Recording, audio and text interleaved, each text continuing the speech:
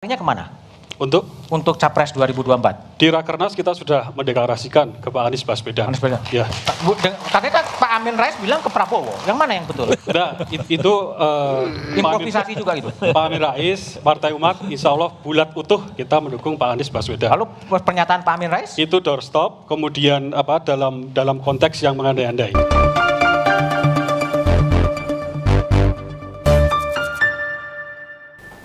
Iya, selamat sore. Berjumpa lagi dengan Om Ben.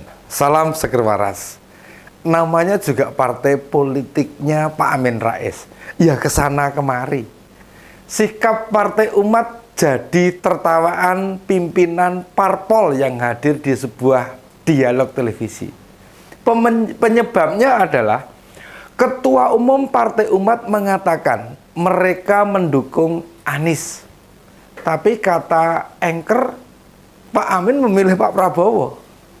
Kebetulan yang dihadirkan di dialog itu mayoritas ketua umum dan petinggi partai non-Senayan. Menyimak pernyataan dan gelagapannya Mas Ridho Rahmadi, ketua umum partai Umat. Beberapa di antaranya itu tertawa.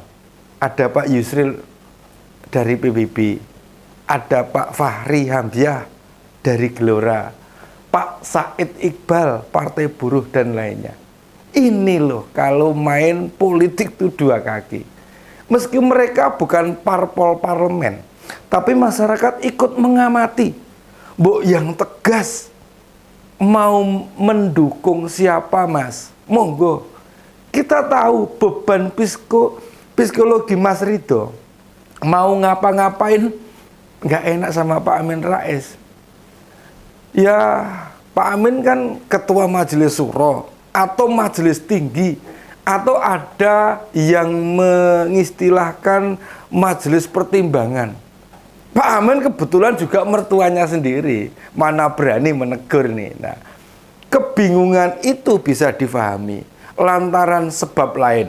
Misalnya nih, pernyataan awal mereka, kalau mereka itu mengusung politik identitas. Pusing juga kali ya Mas Ridho. Harus bagaimana mengatur partai yang isinya itu senior-senior di politik. Pasti merasa sudah ahli, jago, mengerti peta dan ngeyelan.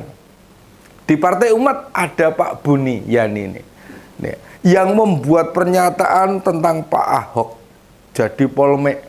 Nah, aktivitas 212. Pak Idrus Sambo. Lalu juga ada mantan caleg PAN dan caleg PKS, Bang Mustafa Nahra. Serta masih banyak lagi. Lah, mereka itu sudah lebih duluan eksis. Masa mau diatur-atur ketua umum partai dijamin ditolak lah. Kita tahu level arogansi mereka itu. Atau jangan-jangan Partai Umat memang mau main politik dua kaki, supaya dari koalisi perubahan bisa dapat sesuatu, lalu juga dari Pak Prabowo juga bisa menerima bantuan juga. Sebagai ketua umum nih, harusnya Mas Ridho punya sikap yang jelas. Tidak perlu juga pasang badan mas buat mertua. Jika partai memutuskan mendukung Pak Anies, ya mertuanya dikasih tahu, Bapak jangan bicarakan Pak Prabowo. Makanya kalau memilih standar ganda, lalu ditanyakan di depan umum, kan bingung sendiri jawabnya. Kita tahu nih, Partai Umat memang cenderung mendukung Pak Anies lah. Karena kalian memang sejenis, suka mempolitisasi agama.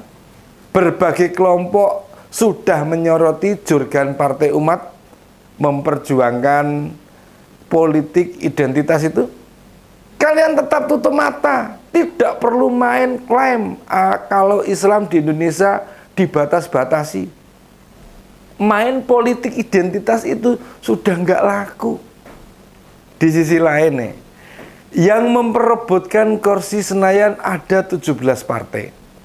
Dan berdasarkan berbagai survei, yang bisa mendapatkan kursi di DPR pada pemilu 2024 nanti itu hanya 8 partai saja.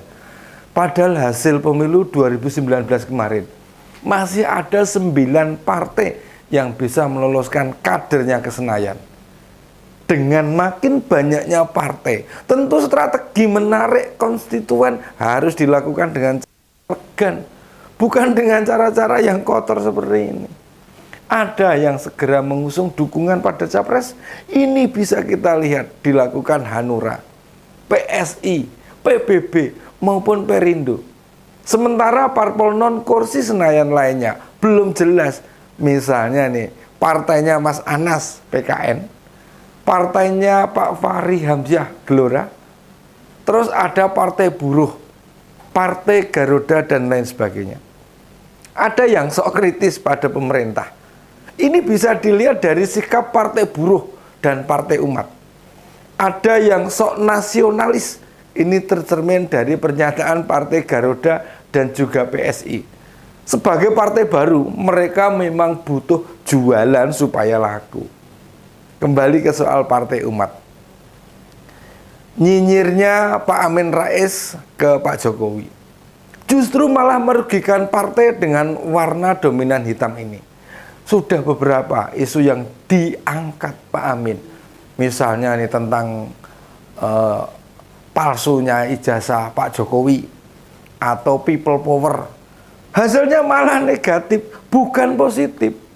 Banyak cercaan dan tertawaan yang ditujukan mantan pendiri PAN itu.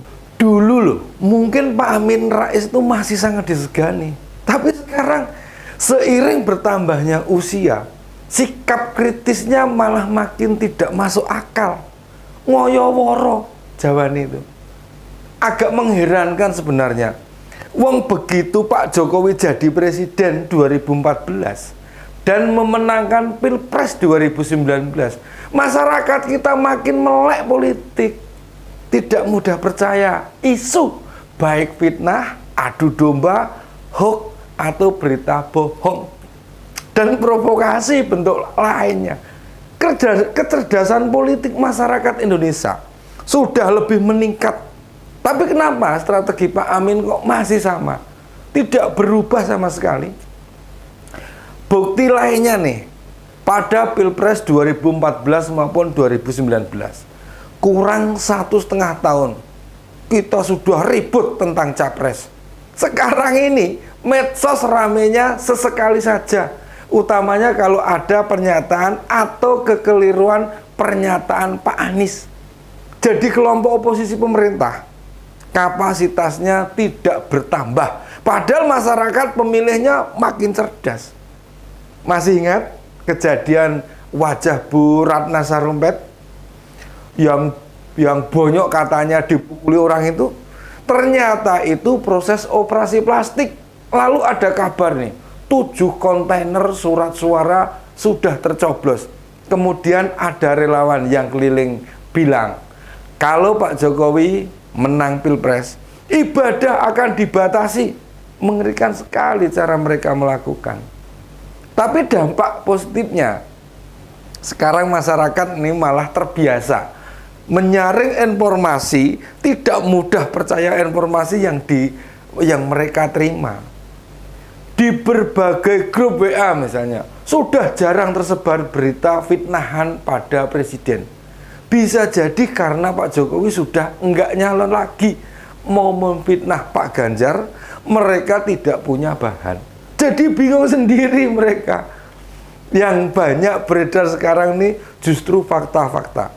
Baik capres koalisi perubahan maupun isu tentang Pak Prabowo yang memang patut dipertanyakan kapasitasnya.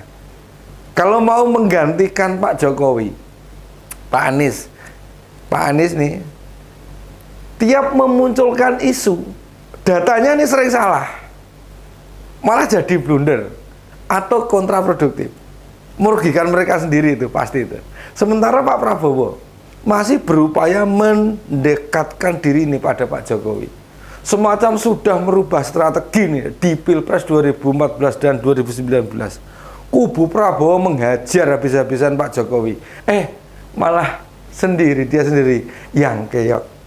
Nih stand-standnya Pak Prabowo ini merubah strategi. Nah sekarang nih, mereka pengen dicap sebagai pemimpin yang meneruskan kebijakan-kebijakannya Pak Jokowi. Meski sudah mendeklar hal itu, Pak Amin tetap mendukung Pak Prabowo. Padahal Pak Amin ini bencinya naudzubillah pada Pak Jokowi. Kayak tidak ada kebaikan sama sekali dari Pak Jokowi ini. Di mata Pak Amin, kebenaran yang dilakukan Pak Jokowi salah. Saya ngomong salah tok. Padahal Pak Prabowo sudah kapok berhubungan dengan Mbah Amin ini. WA Pak Amin saja tidak dibaca. Permohonan ketemu juga diabaikan. Lewat staf Pak Prabowo juga tidak dikonfirmasi. Kapan Pak Prabowo bisa bertemu? Atau waktu 2 pilpres sebelumnya, Pak Amin banyak kasih masukan, tapi hasilnya malah merugikan. Sehingga Pak Prabowo benar-benar pengen putus hubungan. Kalau begitu, bagaimana Partai Umat bisa dapat kursi? Demikian opini Om Ben kali ini. Salam seger waras.